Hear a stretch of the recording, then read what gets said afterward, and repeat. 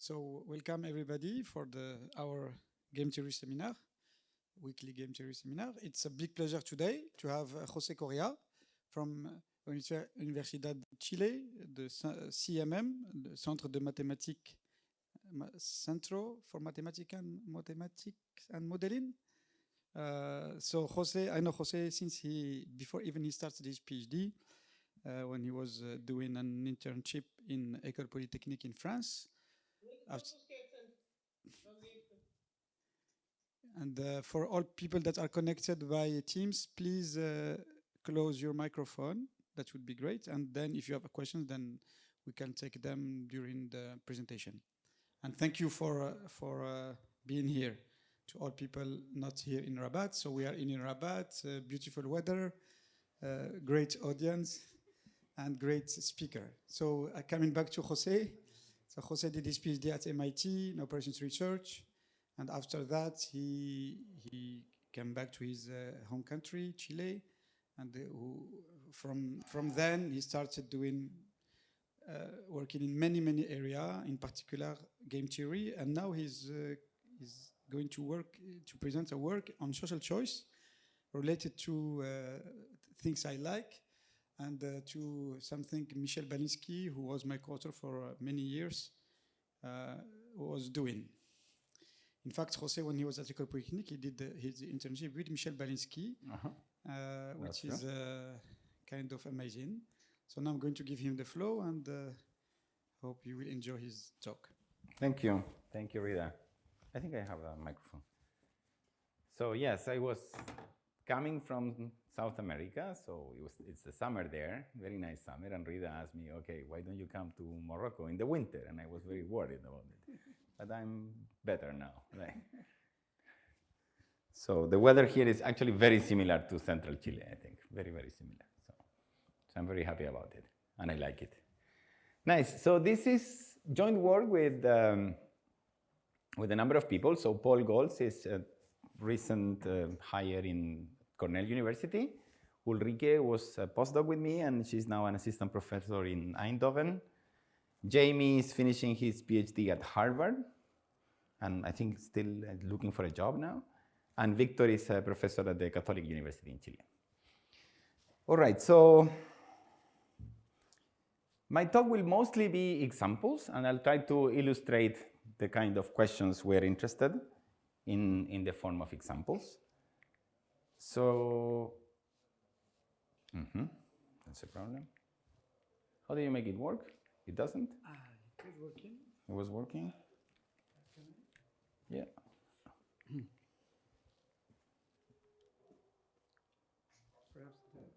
Perhaps how do you do it? Press strongly. Okay, so what is political apportionment? So first, let me try to explain what the question is. So political apportionment is the act under which, for instance, in the United States, you decide how many representatives each state has in the House. So in the US, states have certain populations and certain number of seats in the House, and this is recomputed every few years. And there is a method for doing this. So in general, what we have is that we have a list of real numbers. We call them Q1 to Qn, and we want to round them to integers such that the final sum is some fixed number, say 500 or 100 or whatever the house size is. The same problem appears in elections. So for instance, in the Dutch election, you have political parties. In many elections in Europe or in many countries, in Chile in particular, you have political parties, and each of these parties get a certain number of or percentage of votes. And now you have to fill up a house of representatives. 150 in the case of the Netherlands, and under some process, these numbers are translated into number of seats. Basically, these guys get 23% of the votes and 37 seats because of the Dutch method. So there are many ways of doing this. There are many ways of doing this transformation. How do we round these numbers into integers in a fair or whatever we consider fair way? Okay, is the problem clear? So the problem is just the problem of rounding. In principle, what would you do actually? What would you do if you have these numbers here, for instance? How would you compute these numbers, like the number of seats?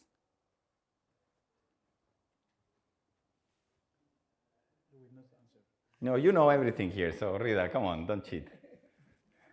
Okay, so there are many possibilities, but a natural one would be to say, why don't we just take 23.49% of 150, right? That sounds like very reasonable. And then round it in some way,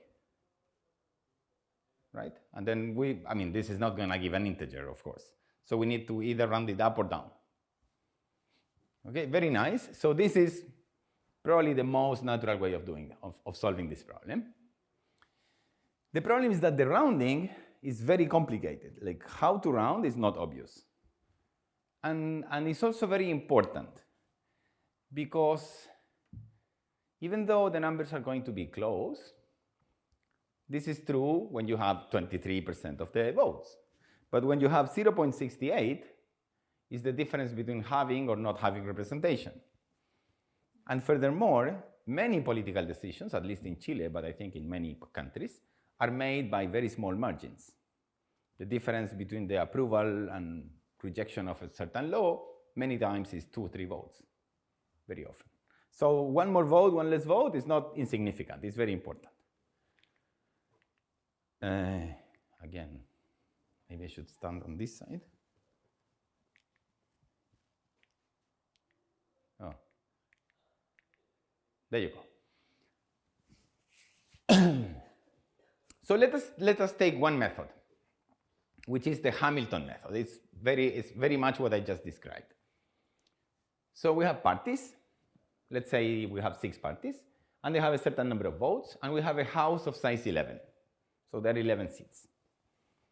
So what does Hamilton say? Hamilton says, okay, let us first compute the fair shares of every party.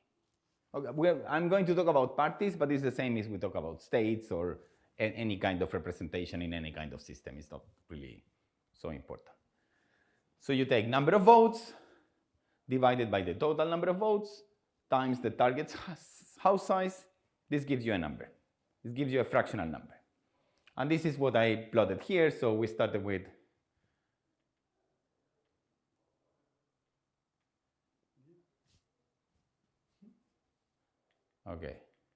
we started with some votes there, and we end up with some fractions, right?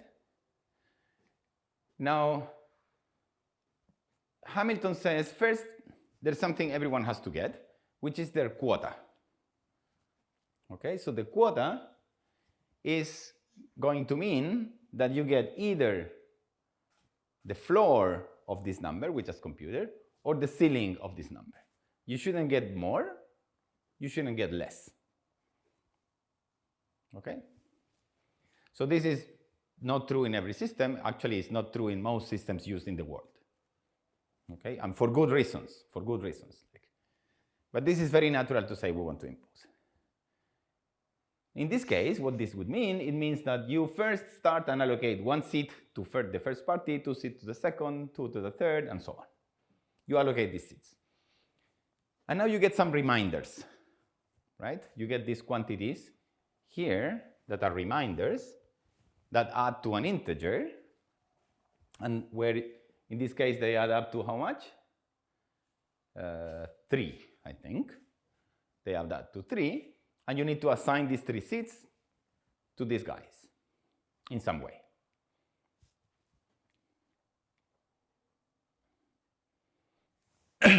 Perfect. So they add up to 3. In general, they add up to some integer k.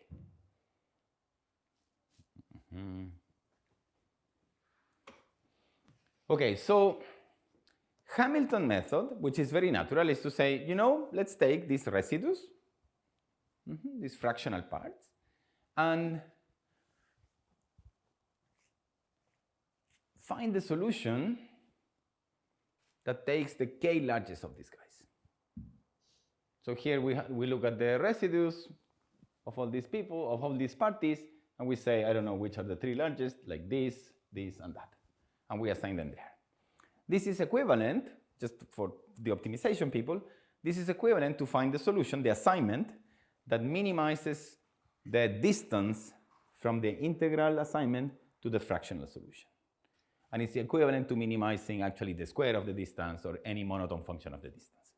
So if you write down the mathematical program in which I want to assign seats xi, number of seats to each party, like 0 or 1, minus the residue, and square and minimize over these possibilities, this is what you get. So it's very natural. However, it fails something very basic that people realized in the US more than 100 years ago, right? And this is known as the population, the Alabama paradox, actually. It's known as the Alabama paradox. So what is the problem? So look at this situation. So now I change the votes a little bit here. And basically, I look at the new assignment.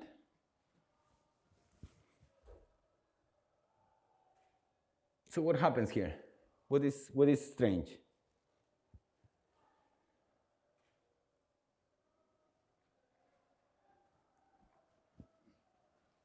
What is strange is that the red party, so now the votes changed a little bit. Everyone got more votes except the red party that got less votes. That's the only party that got less votes. Everyone else got more votes. However, the red party is getting 1 more seat. Yeah, the red party now is getting 2 seats, and before it was getting only 1 seat. So got less votes, everyone else got more votes, and you get more seats. And these people don't like. It really looks weird, no?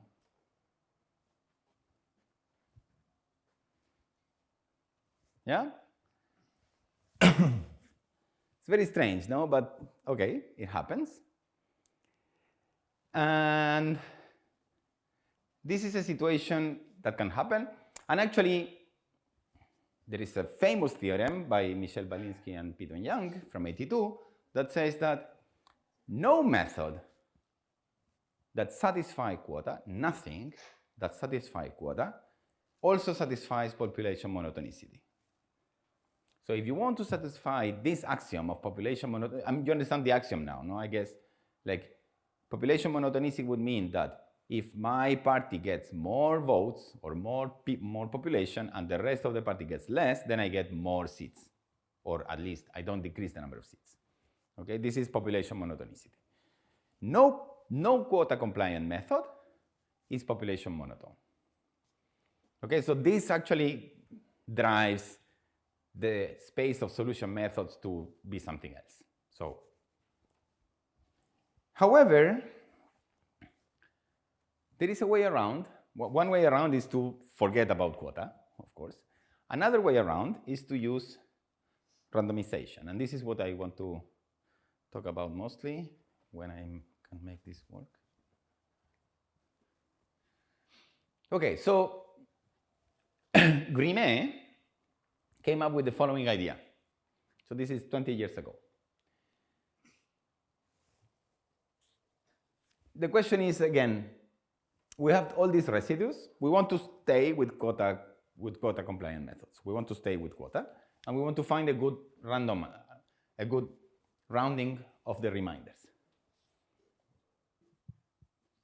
So we want, in particular, and Grimmett wants this particular property, which is very nice, that each party is rounded up with probability equal to its residue. Okay, in principle, that's very easy to achieve, no? Because you do independently, for each party, you randomize this guy, randomize this guy, randomize this guy, randomize this guy, independent coins. The problem is that this doesn't give you the house size. In some situations, you can get many more seats than you actually have. So you need to do some dependent rounding, and this is what Grimmett does. So he proposes the following method. So let's take all these pieces, all these reminders, and we put them next to each other in the real line. Okay, they add up to 3 in this case. And now we take this and randomly shift it by a uniform 0, 1. So we add a uniform 0, 1 random variable. Okay, so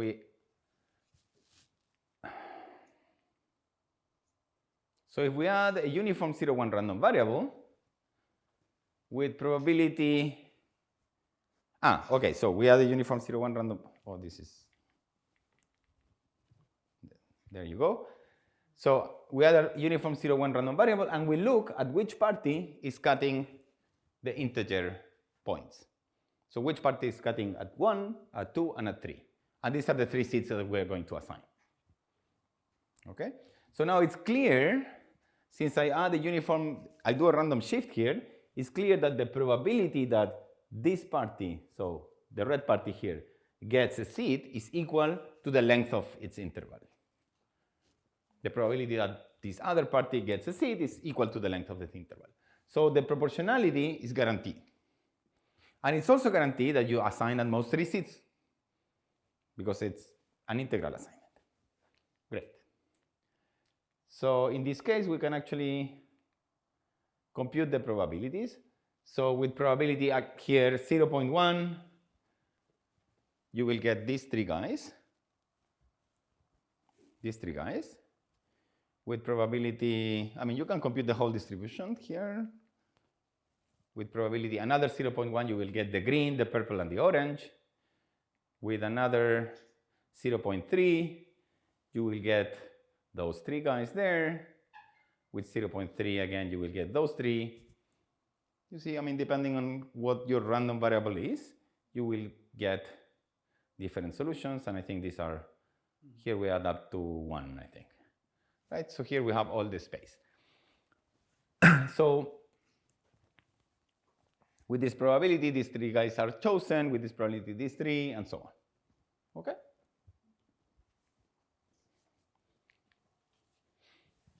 However, there are some weird correlations here. There are some very strange correlations that show up. Because the distribution over parties, the distribution of who are getting these seats, is not really like a randomly mixed thing. So maybe 2 parties are always together, or maybe they're always separate, and so on. And this creates some problems. And the question is whether we can eliminate some of this. So let me show you an example of strange correlation that we don't want to happen, and then tell you our main result there. Oh, there you go. Did I? Yeah, you changed. Okay, I changed. Good.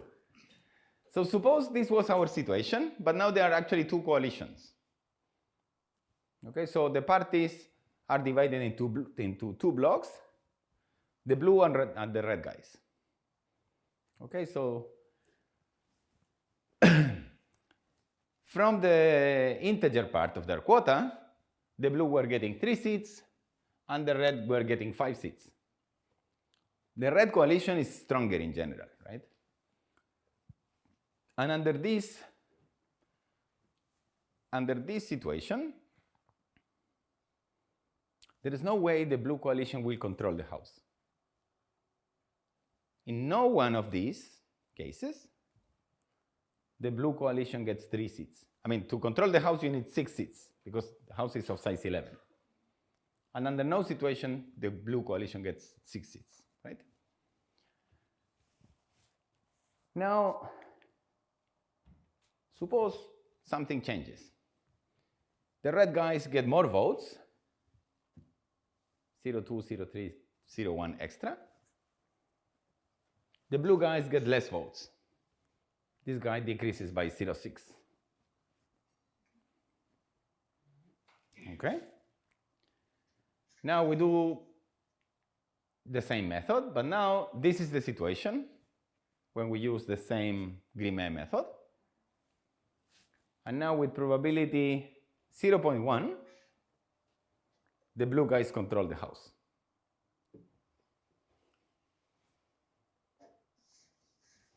So this is, it's a selection kind of non-monotonicity. And the question is whether we can eliminate this type of problems.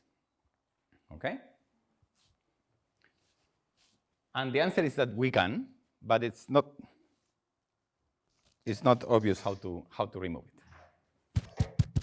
Is it working? Yes. Yeah. Okay.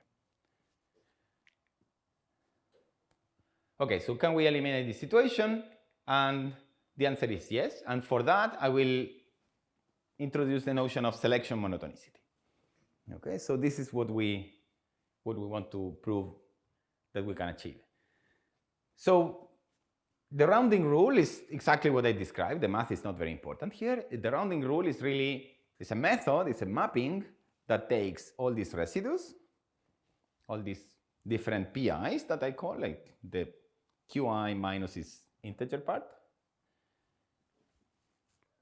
this number of residues that add up to some k, some constant 3 in my example, and I want to bring this into a 0, 1 vector with k ones.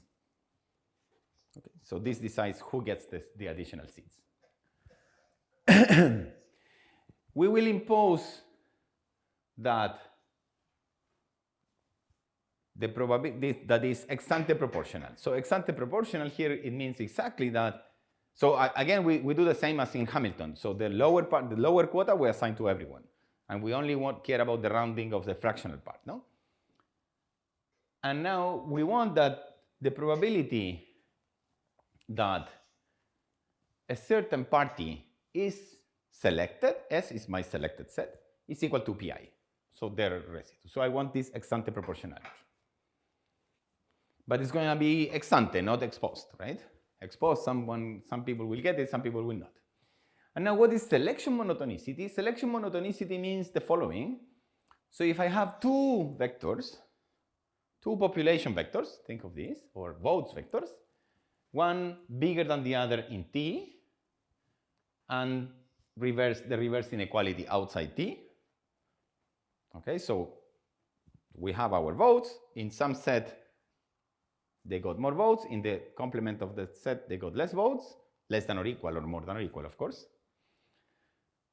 Now, the probability that you select the set T for which everyone increased is higher under P prime than under P.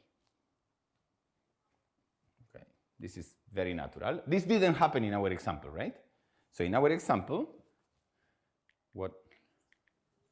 this didn't happen, and let me show you why it didn't happen. So here, the probability of selecting the 3 blue guys is higher here than here, no? Because here is 0 and here is 0.1. And here, the blue guys had more votes than there, had less votes than there. Right? So remember that.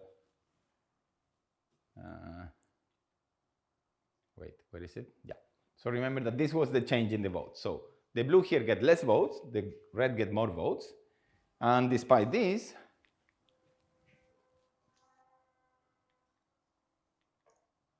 they get an extra seed with more probability. Okay? So this selection monotonicity property is not satisfied by Grimmett's method.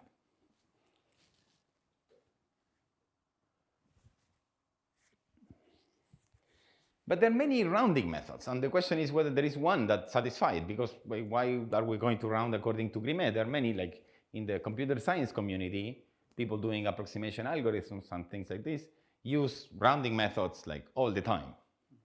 So basically, this is a very basic problem. We are given a point in the simplex with the integer constraint, and the question is how to round it to a 0, 1 point, satisfying good monotonicity properties, right? So maybe one of the well-known methods is actually selection monotone, and let's see. So for instance, of course the answer is no here, right? Because otherwise I wouldn't be talking, but you can anticipate this. So for instance, one rounding method is called pipe edge rounding. So in pipe edge rounding, you take the residues. So you start with 2 residues, again, and you give all the 0.8 mass, you give it to one of the 2 guys. In which way? Randomly according to these probabilities, to the implied probabilities. So with probability 7/8 here, you give everything to this guy. With probability 1/8, you give everything to this other guy. And you do this iteratively. Do this iteratively, and then you assign another seed here, and then you continue doing the same iteration. You give a seed. You just follow this process, and it's a very natural method. But the problem is that it also selects selection monotonicity. Okay? So good.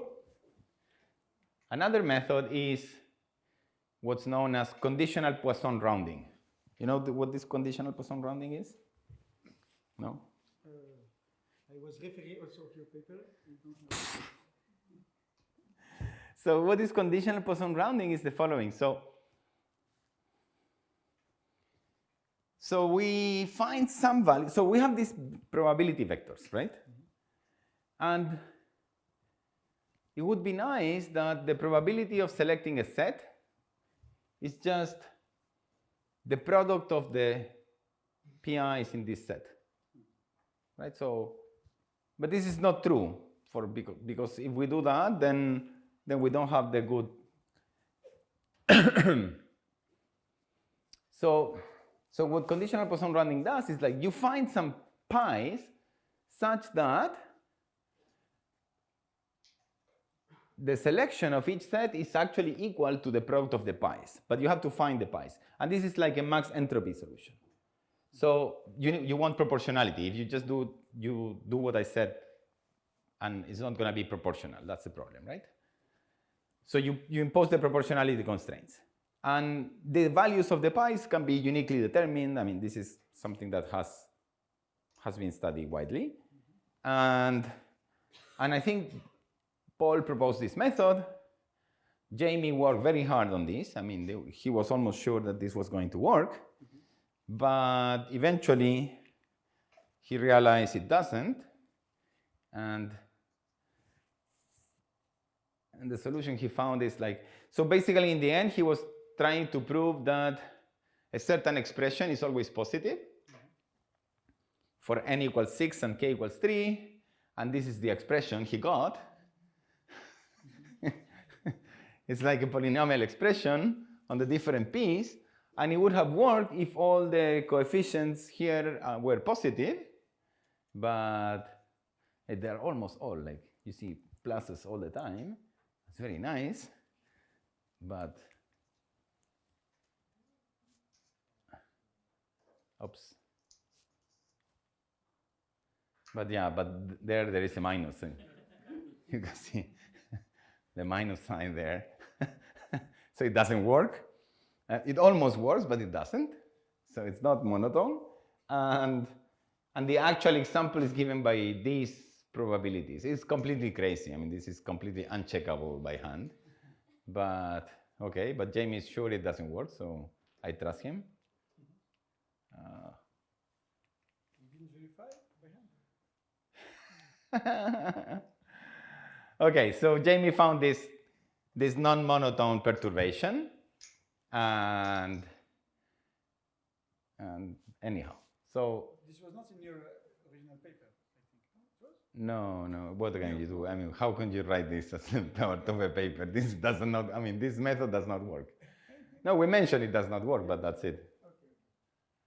Okay, but then there is this idea that also Paul came up with, is why don't we try sum for sum rounding?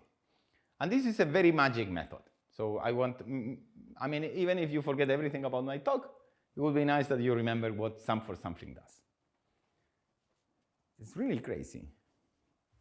So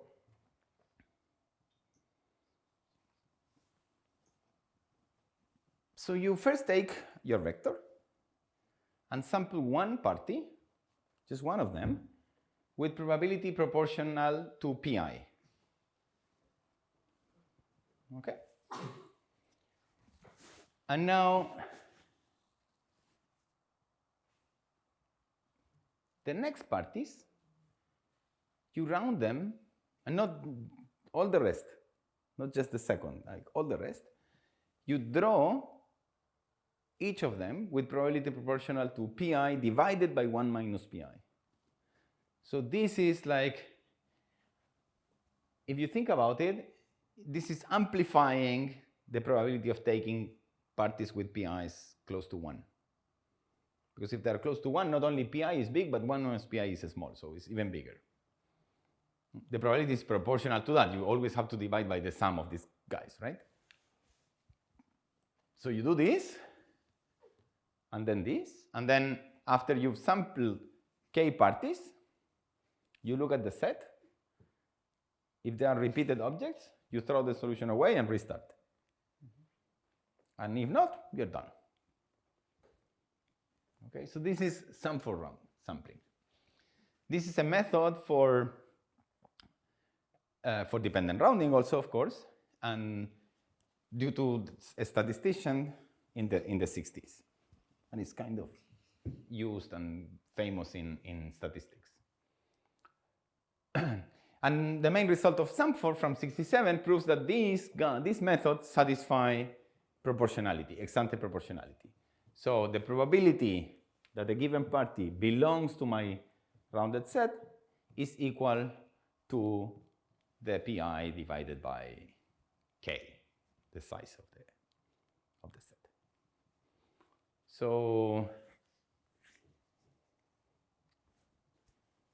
interesting.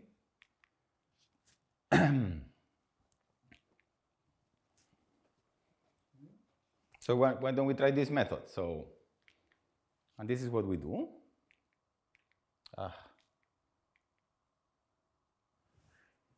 So questions for the method? Do you see what's going on?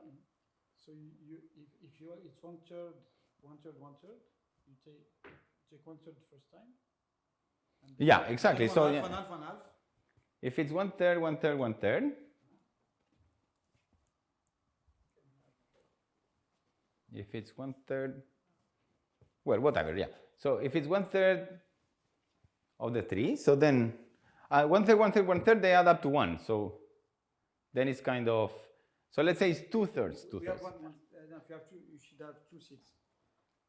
So let's say we have 2/3 each. Okay. So they add up to 2, right? So now what you will do is in the first round, I mean, it's too symmetric, so it's not going to be so interesting here. But in the first round, you sample everyone with probability 1/3 each. Yeah, proportional to the PIs. So it's 2/3 divided by 2, 1/3 each. So you take one party, and now for the remaining 2, you divide their probability by 1 minus PI, so by 1/3. So you have 2/3 times 3, right? And now it's proportional to this. But since the two of them are equal, then everything still is equal. So you're equally likely to take any of the 2. But if it would have been 1/2, 1/4, 1/4, then it's not true anymore, right?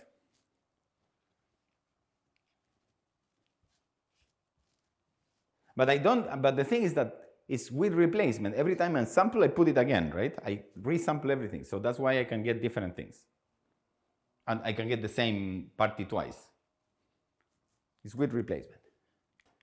So yeah, you see what I mean?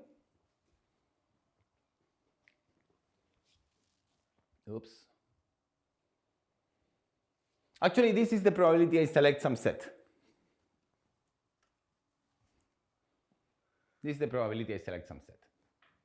So what is this probability is I will, what is the probability I select some set? A is going to be the sum of what, I mean, we can think about it. It's not direct that this is the probability. We can think about it quickly.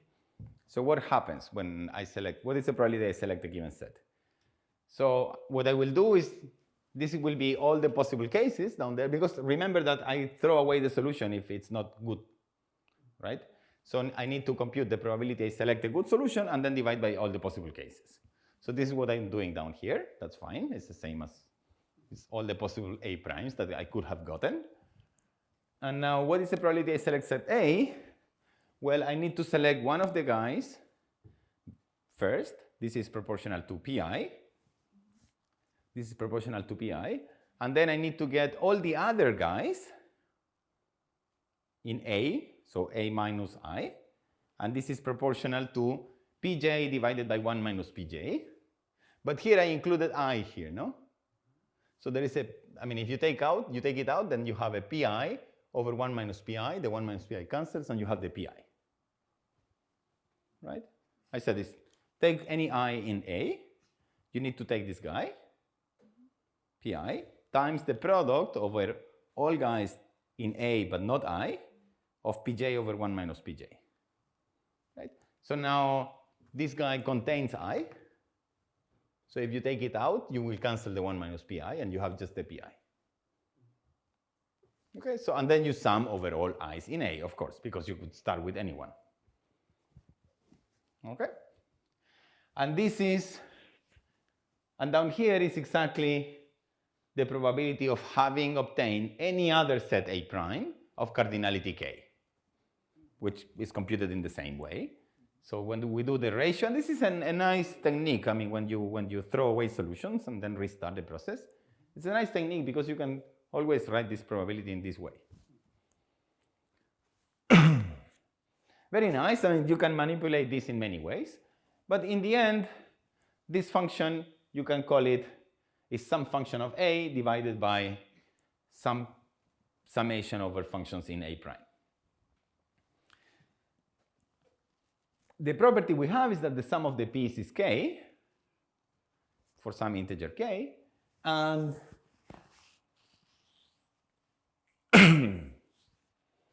and what we want to prove is that the derivative of this probability, so the probability of selecting a, I mean, let me fix a set. It doesn't matter which one. They are all symmetric, of course. So let's take set 1 to k. The probability of selecting this set, when I take derivative, so I mean, you can, since everything is like, we can change the name of everything, we can think that, oh, this is maybe important. So I'm going to think that I will increase P1 a little bit and decrease Pn a little bit, just by an epsilon. And that's the only change I'm going to make. And that's fine for any, because I can sequentially do these small changes to actually model any change in the values of the P vector, right? Just doing step by step. So I will say, I will increase P1, decrease Pn, and I will take a set, my set, to be the first k guys. Okay, I put the favorite set, the one you want to prove, anything, you put it in the beginning. Doesn't matter, so the order is not important here. And now you want to prove that the derivative of this guy with respect to P1 minus its derivative with respect to Pn is non-negative. Right?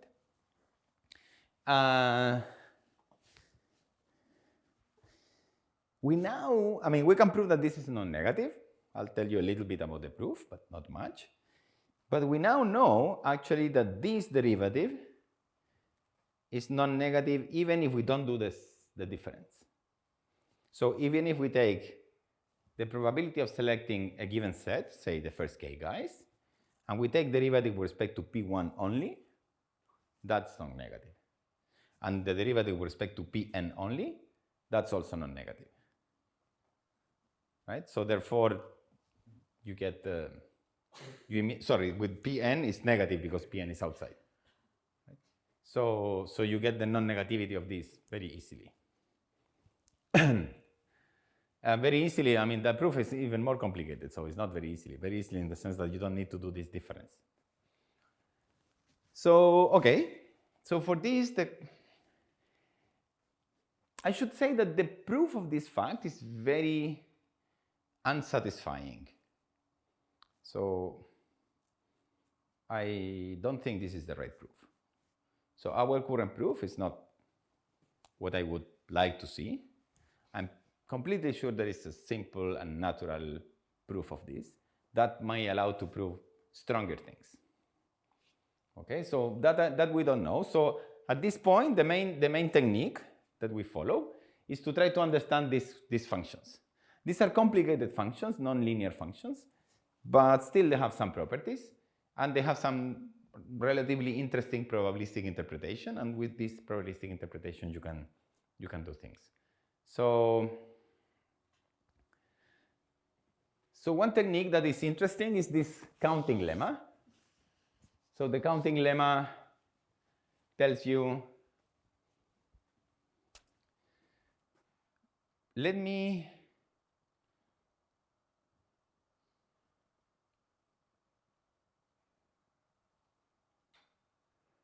for instance try to explain you the counting lemma when L equals K. Okay, the counting lemma tells you something about this denominator. But think about it when L equals K. When L equals K, what this is saying is that this is 0 on the right, is 0, and this is actually looking at this quantity, right? This is exactly when A is K. The sum of the F's, the F's is this weird function of the sampling, of the sum for sampling, when over sets of cardinality K. Okay, and this is telling you that the sum of these F's over sets of cardinality K is equal to the sum of the same thing over sets of cardinality K plus 1.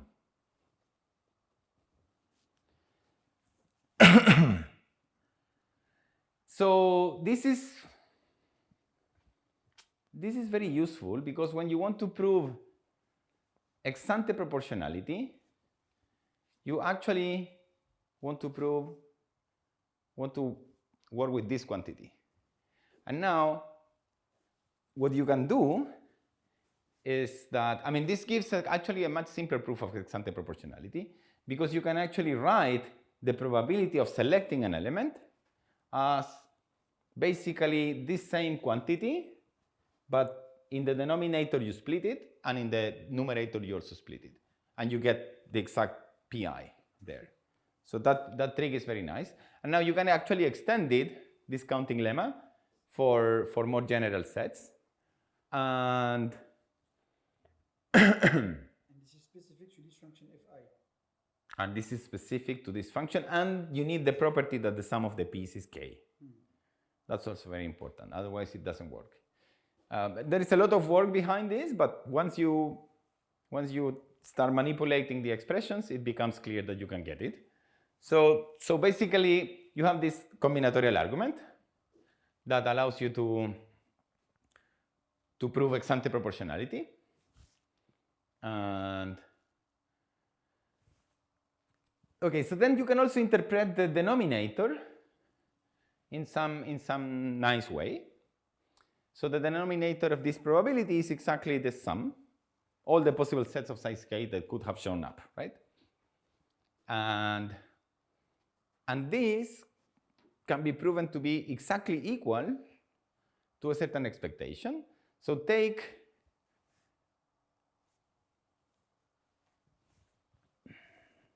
B to be a random variable in which you include or not, guys, with probability pi independently. So it's a Poisson. B contains each element I independently with probability pi. This is the Poisson law that you showed before that exists. Yes. Okay. So then you can prove that this quantity is equal to half of the expectation of this. Okay, and this makes these expressions to become something manageable, like things you start understanding. And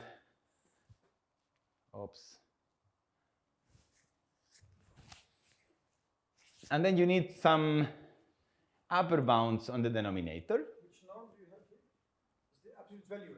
Absolute value only. Yes. These are just real numbers all the time. Yes. Yeah, absolute value. So then you upper bound this quantity. I mean, once you understand this is like a Poisson trial, then you can bound it using some parameter, which is an important parameter in this game, which is S.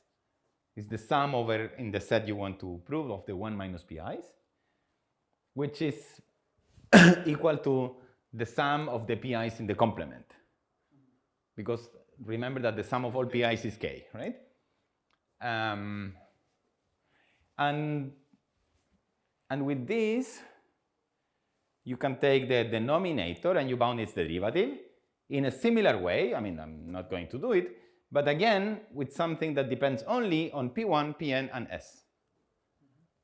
Okay, so you upper bound the denominator, you lower bound the derivative of the denominator, and remember that you are doing derivative of a ratio, so you want that you need the derivative and the value of the denominator. It will show up in the derivative, right? So with this, you prove that this is bounded. It's not negative, sorry. I mean, you have to mix all these things together. Okay, but this is becoming a bit technical. So let me tell you that actually there are a lot of things we don't know. So selection monotonicity, this is good. We have a good methods, but there are other monotonicity notions. Rather than mentioning this one, so this is very strong. So I don't think we'll have it. This threshold monotonicity. Threshold monotonicity means that for any threshold, M, say half of the house, half plus 1 of the house, if shares in the parties in T increase and outside T decrease, then the probability of T controlling at least half of the house increase. This is very strong. I don't know if we can, I mean, this is completely open. But it would be nice to have such strong notions of monotonicity. Yeah, because here you may have some party probability decrease, the other one probability increase, but the total probability is increasing. So because in your example, everybody is increasing. No. In my example, everything. I think the total number says all parties in T increase and all parties outside T decrease. Yes. Here they may not be necessarily the case that. Yeah. So we have a weaker conjecture than this and stronger than what we can prove, which is the following. So suppose I have some parties that increase and some parties that decrease, and I use sum for sampling to select a set. Now I want to say that the probability of containing a party that increases.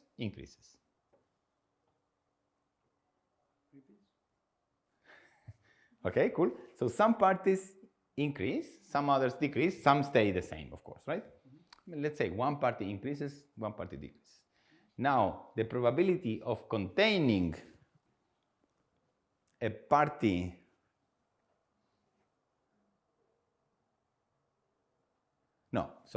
the probability of selecting a set containing parties that increases.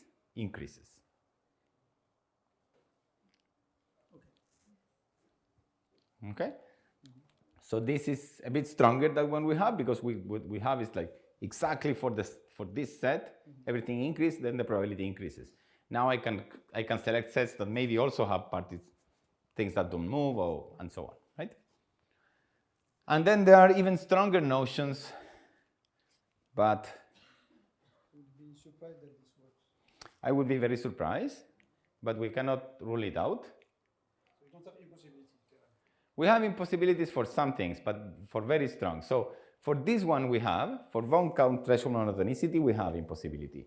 So for any threshold, if the number of votes for party T increase and the numbers outside decrease, then the probability of T controlling at least M seats weakly increase.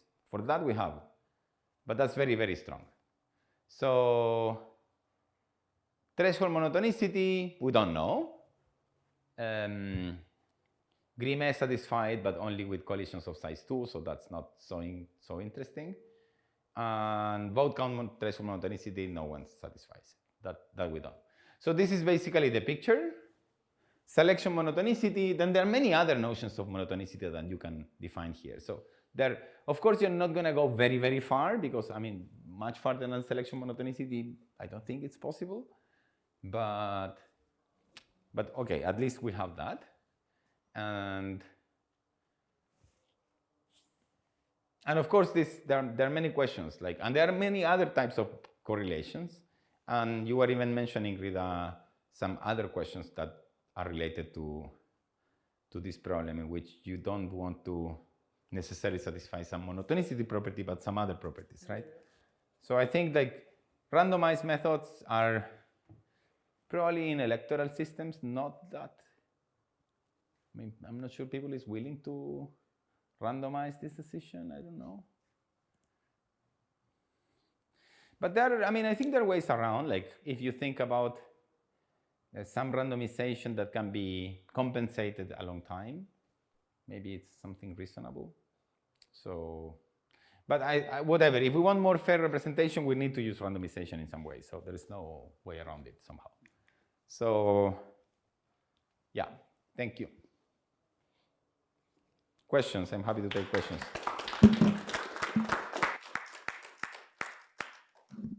Let me ask people connected via Teams if they want to ask a question. Hopefully they can. Any question from the Teams audience? Huh? Yeah. Maxime, yeah. Maxime. Yeah, hi. Thank you for your presentation.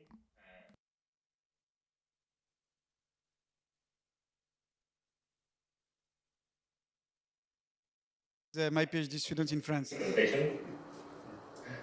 Yeah. And it feels to me like pi-page rounding is just an improvement on sample order sampling, especially if you mix the order in which you pick the participants. I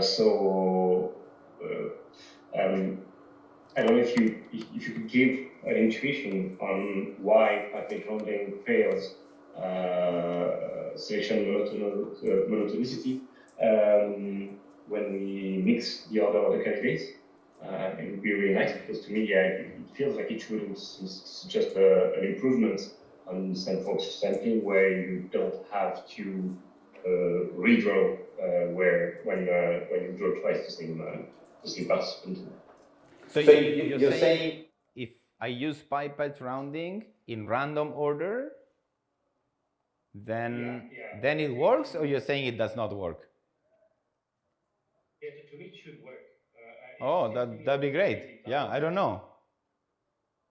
To be honest. It seemed to me like you were saying it doesn't. I mean, I know pi-patch rounding in some order does not work. I mean, I don't think I even know whether Grimmett's method in some order works. I mean, maybe there is an order of Grimmett that I don't know. Like, That will not work. Would not work, I think. Yeah, but like pi-patch rounding, no, I don't see why not. Yeah, no. I think it's a great question. No, I don't know the answer. Okay. Yeah. So. Okay, sorry. Okay. So I think it would be nice if you can actually prove it works. Maybe it does. Huh? It's very subtle to prove that these things are monotone generally because there are delicate things going on. It feels to me like it might be simple to prove that. That'd be great. Pi-page rounding with a random order is actually just some implementation of sample sampling. Oh, so you say that this is an implementation of sum for sampling? Oh my God, that I would be surprised because I think this would be very interesting because I don't think that's known. Yeah. I mean, if that is easy, I would be surprised, Maxime, because then people would know it. Okay. Let me just introduce Maxime. Maxime, 2 seconds. Maxime is doing a PhD with me in France on blockchain. That's nice. And there is an application of these methods on blockchain. So his paper, what he's doing more or less in blockchain, you have to link with blockchain application, because in this problem it looks like strange to randomize to give seed to parties. Perhaps they will not do it. Uh-huh, In blockchain, you want to allocate right to mine in blockchains that are called proof of stake, proportional to the share. Okay. And you want the method that you use to give to each owner exactly each share in expectation. So this is the constraint that you have on. Nice. That's exactly. Nice. So and why you would like to give, if you want to minimize the variance, but because what they do now is they do it ID somehow, and they have a method that has a very big variance, and this variance is not good. For other reasons of security of the blockchain. And So you don't want a lot of variance somehow. You want to minimize variance, and it's good to give only the share or the share up or down. Mm-hmm. That's nice. This kind of methods can be interesting, and we should talk together. Yeah, because we should blockchain definitely applications, talk about that. Yeah, blockchain applications imply some other properties you would like to have in addition, because, for example, in blockchain. Shareholders may divide themselves in groups, or so what's the name of this? So there are many possible attacks that you would like to avoid, and perhaps the method they may suggest some additional properties you'd like to have on such methods. So just to link that, this is important for security of blockchain to do these kind of things, and it has many applications that I don't know even. So Maxime, sorry, perhaps you'd like to ask another question. Thank you for the answer. Yeah, we should definitely talk about it if you are interested. Yeah. Yeah. I am. Yeah. I agree that I can arrange that. Yeah. Okay. Great. Thank you. Any further question? Nothing. So let me ask a question, because here if you go back to the book of Peyton Young and Balinski, so they have lots of axiomatic characterizations of all monotone methods. So deterministic. I think that's deterministic, of course. So here you are in much broader class of problems, because now probabilistic, you have, as you have shown infinitely many possibilities of methods that have the expectation equal exactly to the shares. So is there any axioms where it's easy to characterize the methods? Having these axioms, for example, would like to characterize all monotone methods, for example. Do you think there is a way to have this characterization, or we are far from this? It's like selection monotone or something? For example, you defined one monotonicity property, you give one method that satisfies, you give methods that don't satisfy. So do you have a... Characterizing these methods? Yes. Do you have a formula, general formula to That'd be great. Characterize methods? No. I feel like far away from that. Maybe it's not true what I'm saying, but I feel very far away from being able to characterize that. Because you have this functional formulation, you have f of a divided by, we feel that there is something there that's maybe so instead of using 1 minus pi products of blah, blah, blah, you can choose something else there. Yes. And varying the functions, probably you may have all methods. No? So it can be a good open problem. Yeah, absolutely. I mean, pretty much anything is a question here. Yeah. Okay, good. Thank you.